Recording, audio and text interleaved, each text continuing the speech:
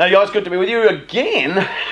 Week 7 I think we're doing now, and you know, this series has proven to be very insightful. It's proven to be very exposing, and just had some incredible face-to-face conversations with your young person, with many young people, and with parents that are Facebooking me and personal messaging me, emailing me, watching the series on our website, and I hope this is really helpful. And look, it's going to be there forever, so you can send it on to somebody else if it helps you, or if you need more. We can't possibly in 15 minutes, 20 minutes. I know our first session we did was about 40, and that was kind of setting the foundation.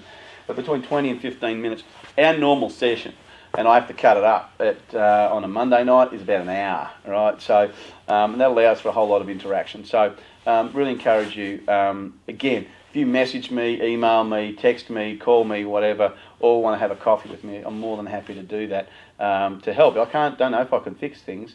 I might be able to just offer some insights and add value to your life, you know, to help you relate better to your young people, to your kids, and or your parents, you know, or let go of some stuff. So tonight I want to talk to you our final series, our final night, and yeah, we'll just get straight into it.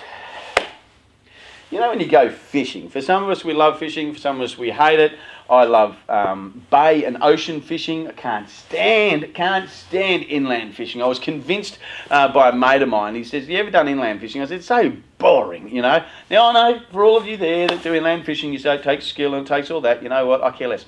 I've got a very short attention span. I want fish on my hook the minute I drop that in, you know. And so I know I've got friends that go out all night fishing, and it's like, if I wasn't catching anything, I'd rather be home cuddled up in bed, or watching a good movie or something, hanging out with friends. But you know, it's cool. It's something that you're into. But here's the thing about fishing, right?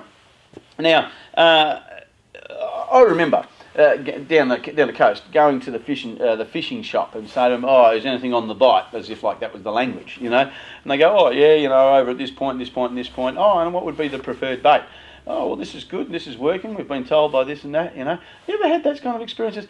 And then you go out there, you get all your baits and your rigging, and you get in your boat, and you scoot out to that spot, and you're there for 5 hours, 6 hours, and you've caught flathead, you know, and it's like, yay! And then you kind of troll around, and you're kind of trying to feel for where the fish are, you know, and you get a bit frustrated. And so the challenge for us in the Family of Origin series is that we only have a certain amount of tools in our hands. You know, we've grown up in a certain environment, whatever that's work, school, whatever. You've grown up and you've been given certain tools, and sometimes in certain environments you don't have the right tools. So you might have had enough of the tools around you and people around you when the kids were young, and that helped you. Or when you were young, you thought, "Oh yeah, everything's pretty rosy, pretty cool."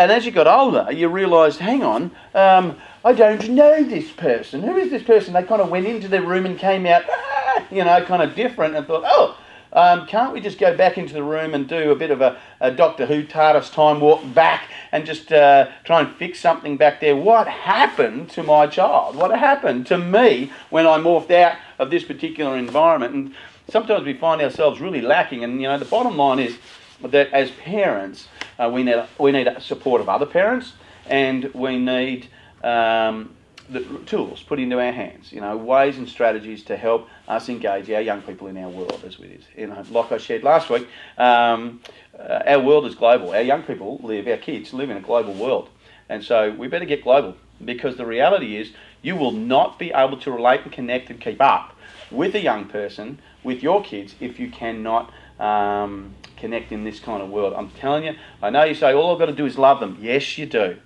You do have to love them, you know, because they are beautiful. You know, you created them, they are incredible. And if you don't know or recognise the value or the gold within your child, then ma'am, sir, I encourage you to take a moment and look at your child, that what you have created is an incredible human being. I get the privilege of hanging out with a bunch of your kids day after day, year after year, and seeing the gold that's within them. And I might actually get to see it and you may never get to see it. And that's sad, because as a parent, I want to see my sons shine. I want to be there. I want to do that. I'm not saying every one of you are nasty and mad and bad and sad. I'm just saying that sometimes we forget. I call it temporary insanity. We just become insane at some point and forget who these people are, and sometimes we don't know how to connect. We sort of drift over a little period of time, and then all of a sudden we find ourselves in a different place. Well, you know what? Course correct. Change your sails and course correct. Get back to connecting, whatever it takes. And it might be hard work initially, as you have to tack to try and get back on track, but head back towards your young person, you know, because they're worth it. They're of value, and you actually have strategies and skills that they haven't even thought of yet to get you back there. So I encourage you to use them. But we all need tools. We all need the right tools. And you've got to have the right bait. You've got to know what's wired. You know, for one of my sons, social environment's very important. For another one of my sons, money is important. So you tap into those two little strategies, those two little baits, and I've got them hooked, you know. And so I'll talk about a social environment. You know, son, would you like to bring some people over? And I say, oh, Dad, well, that'd be cool. So that's cool. You know, the other one I say, would you like to meet with some of our property investors? And whoa, yes. It's kind of, you know, you've got to know how to connect on a certain point. Don't try and get into whether they're doing dope or whether they're dropping pills at the nightclub, how much they drank on the weekend, who are they sleeping with. They're all concerns as a parent, I get it, but, you know, that's the next level. If you haven't, don't just dive straight on in there and say, so, I want to talk to you about your sexual relationship. It's probably going to be, you know, don't even say the word sex. I don't even want to hear you say that, Mum, Dad, you know. And so, and as a young person, you're freaking out saying, I don't want them to know what I'm doing or who I'm doing or when I'm doing what I'm doing, you know. So just, you know, come on. You just need to tack, you know, one degree, back in, set course. What's important? If you don't know what's important to your young person, you don't know what makes them wired, spend some time in reflection, or ask them. Hey, duh, you know, just say, sweetie, I know we haven't connected much. Go take them out for a date, a coffee, you know, a hot chocolate, a beer. You know, it's amazing. I don't endorse alcohol, the use of alcohol, but I've had a beer with my boys at times, or a bourbon or whatever. It's been some wonderful discussions, wonderful. You know, we haven't got off our nut, and so it's important to teach them, you know, responsible moments and be a man or, you know, a girl, whatever, a woman. So we need the right tools, the right bait, and you've got to be in the right place. There's no point coming home from work and your daughter or your son is sitting there and you just straight up to them and in their face and space about stuff, because it's like, you know, you've got to pick the place, the time, you know. So you might say, would it be okay, Mary, if I took you out, maybe Thursday night, if Friday and Saturday's their social night, it's Tuesday night, that's not so sensitive, check out what their diary is, you know, what are they doing, can we make a date? What do you mean a date? What do you want from a date? What's happening with that? Now, if they get that kind of question, you know that this is not familiar ground. Steady, steady, steady. All right, just be gentle, just go, don't just go, forget it, well, I tried, and walk off. That's tanty dad and tanty mum, right? We don't want to do that. That's about you being reactive to being rejected. You may get rejected a couple of times. Doesn't mean they don't want to do it. It just means that they might be nervous, afraid, uncertain, insecure, and feel, what's happening? Is something wrong? Is Dad dying? You know, so don't get caught up in your emotional response or theirs. Just say, I'd love to take you out. There might be a good movie. You think, oh, I've heard my son and my daughter talk about this movie. Would you like me to shout you? What do you mean shout me? You know, you're tight with money. You don't shout anyone. Hey, listen, you know, we could do this. Or I could just shout you to the movies. How about we do that? You know, please, sweetheart, come out with me. You know, and they might say no. You say, okay, is there another movie or a time I could catch up with you? I just be vulnerable and say, look, I really miss you. I really miss you. I miss hanging out with you. I miss talking to you. Now the reality is, if you don't want to use that kind of language, then you'll have a very limited relationship with your kids. That's the reality. For men, it's very difficult to kind of get into those kind of conversations because they're very intimate, very sensitive, and you've got to be very vulnerable, especially if you're relating to your daughters. The girls in our organisation have helped me tremendously understand healthy ways to relate to young girls and what their needs are as far as looking at me as potentially a dad figure, you know, that takes a lot of responsibility, you know, at times, because I thought I better be getting this right. I don't always get it right, and that's where you've got to apologise. So, you need to have the right tools. You need to have the right bait. Use the right, environment for them, and be in the right place. What's the right place for them? And it's got to be the right time, you know. Don't force your time, you know. Don't go, well, my schedule, you know. It's like, make room. Again, if you make room, they know you're a busy person. They know you've got, you know, whatever's to make here and do that and be there. And if you say, oh, well, clear my schedule, how about I go in later into the office and I'll take you out for breakfast? Love breakfast. Find a fantastic cafe, a groovy cafe. So I found this fantastic cafe. I'd be interested in your opinion about the food and the venue. I'd like to take other people. Oh. So it doesn't feel like it's going to awkward about with just you and them. All right. Like anything with fishing, you've got to be patient. All right. You've got to sit there, and I know I'm impatient when it comes to fishing. If I don't drop the line down, I want to move the boat. You know. I've got the fish finder going every, sonar, trying to find these fish, and I'm usually picking up seaweed and starfish or squid. And squid's good for bait, but, if I'm not catching fish, I'm getting frustrated. But you've got to be patient. You've got to take your time, and depending on the fish you're going after, you have to be in certain environments for extended periods of time. So again, just if you like fishing or anything like that, be patient.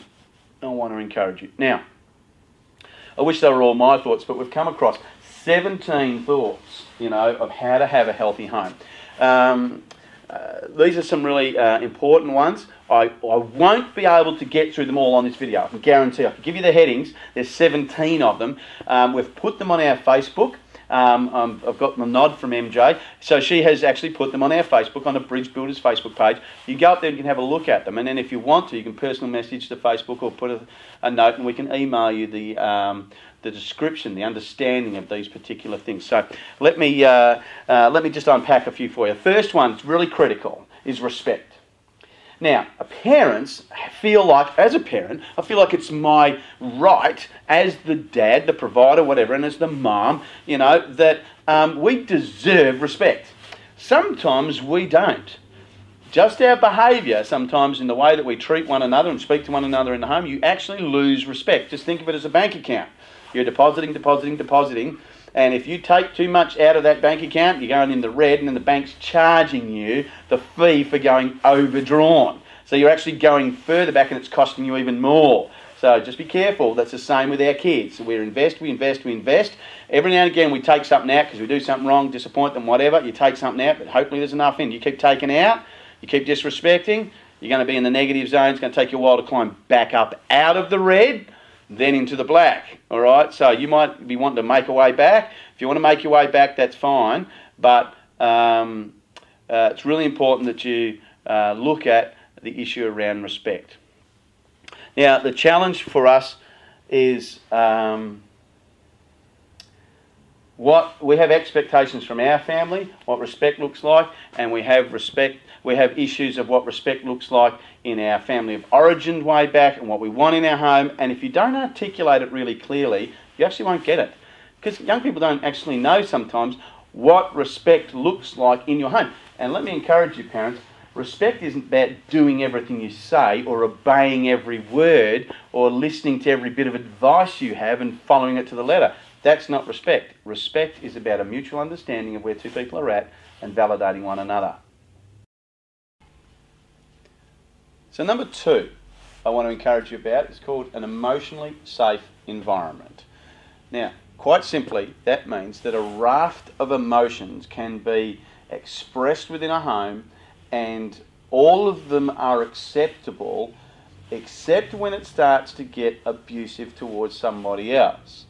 It's really important, we often try and manage anger, and anger is actually an activated emotion that tells you something that's important to you is being offended or defiled in some way. Somebody enters your room, takes your stuff, abuses your CDs or your iPad or something like that, and you get angry about that. It's just still an okay emotion. It's what you do with that anger determines what kind of adult or kind of responsible person you're going to be. So it's really important that we help our kids, especially our boys. Girls get angry. Boys do an interesting thing. They either seethe or they explode. So they either stuff it in or they explode. We need to help our boys articulate their anger. and find the words to express what they're feeling. Frustration, disrespected, abused, whatever it might be. So it's really important. Now again, all of these 17 we're going to unpack on our Facebook. So we're just going to sort of touch the tops of the waves on this one. Number 3, a resilient foundation. In your home, it's really important. I was listening to a chap the other day at one of our business breakfasts. He was Sam Cawthorn, fantastic speaker. It's good to get him. He was talking about, instead of bouncing back from something, bouncing forward. Bouncing back gives you that sense that you're stepping back from something that that's happened to you, rather than stepping forward from something that's happened to you. So it's really important that we understand that our whole idea and be in a resilient environment. Teaching our kids, that doesn't mean put our kids through a whole lot of pain, so it teaches them how to be tough in the real world. You know, it's a big scary world out there, and you don't know what it was like when I was growing up. Those don't work, okay? The fact is, parents, our kids are growing up in a far more exposed world than we did. I'm 48, and my kids are growing up in a far more exposed world. So when I use the term in my day, it means absolutely squat to my kids. You know, you don't know what it's like to do it tough. Really? Well, we don't know what it's like to do it diverse, right, as global as it is. So it's really important that we understand that kind of better than, tougher than, longer than, all that, it just doesn't mean anything.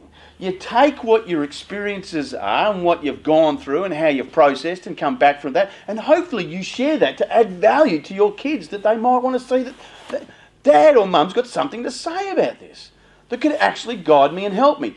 Not just be kind of standoffish and go, my day, who cares about your day? Nobody cares when you're like that. But when you're like this, let me share some thoughts. When I was your age, this is what I was feeling. It's not what I think.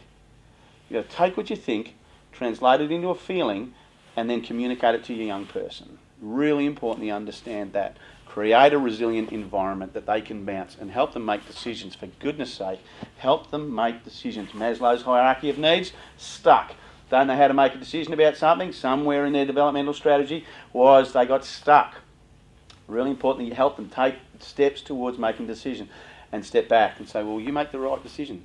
Well, what is the right decision? Well, whatever decision you feel is right. Oh, is that right? Well, okay. A little bit awkward, but it'll be fine. Number 4, privacy. This is a tough one, right? For some of us, walking into one of our kids' room is like natural. It's like, why do you always keep the door locked? I don't like it when you keep the door locked. As your young person grows and goes into through puberty and all those sorts of self-awarenesses and all that sorts of stuff, very critical time for you to be far more sensitive to their privacy. Don't go walking in on the bathroom. Dads, don't go into the bathroom of your daughters. Absolutely not. It is totally and utterly disrespectful. I don't care what they're doing in there and whether you've done it ever since they were born. They no longer look the same. And they're very self-conscious of their body at that time. And one dark moment or one moment where you walk in on them could be a moment that sets them on a way that they feel bad and feel awkward about their own body. And so please be respectful at all times. The other thing I want to encourage you about, and mums are the same, don't just walk in on your daughters because you think you're a girl and so therefore that's okay. Permission. Remember, number 1, respect. It starts with respect. Do you want to be walked in on? Now for dads and some mums, I just say, I don't care if they walk in. Well, care. Now it doesn't matter what you feel about this. This is about your young person. And the fact is, be respectful. You go to their room or their bathroom, knock, and just because you knock on their door does not mean come in. It means knock on the door, then you wait for the response. Yeah? Here's what you say. May I come in? It's pretty hard, isn't it? You know? Sure, Mum, Dad, because then you're empowering them to choose their world that you're inviting them. They're inviting you into. That's pretty cool. Don't just knock and enter, because it's not fair. That's like nothing. That's like you know. It doesn't actually mean anything. You may as well just barge in, because that's basically what you've just done. You've just knocked. Well, and then you can say, well, I knocked. Well, you knocked, but you didn't acknowledge the fact that they might have wanted you to wait. They might be undressed, or they might be asleep, or they might be just having some solitude time, or whatever. Then let it be. We're allowed that, okay? It's just about being respectful, so just do that. Number 5, that privacy one, by the way, I unpacked for probably nearly 35 minutes. and some of our young people talked about some of their environments some of their home environments, so some of your environments they spoke about out loud. They didn't use names and all the rest of it, but they spoke out loud about how it makes them feel.